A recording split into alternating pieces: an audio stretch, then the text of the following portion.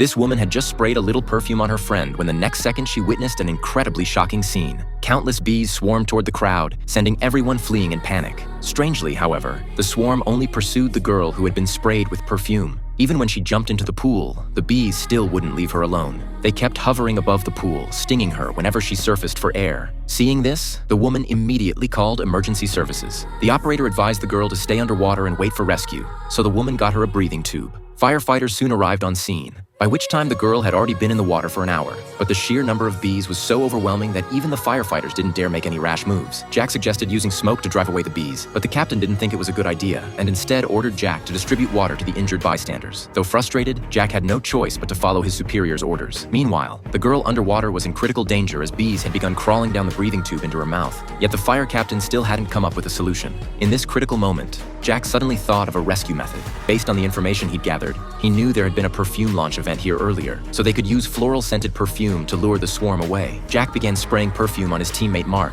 not stopping until they'd used up 2 entire bottles. Once ready, Mark started running around the pool perimeter. Soon, all the bees were attracted by the perfume's scent, and the swarm around the pool flew toward Mark. The other firefighters quickly pulled the girl from the water. However, the girl's condition was dire. The bee stings had caused her airways to swell, and all her organs were slowly failing. Her body was covered with bee stingers, but removing so many stingers in a short time was impossible, and the girl couldn't hold on much longer. Meanwhile, Mark's situation was equally perilous.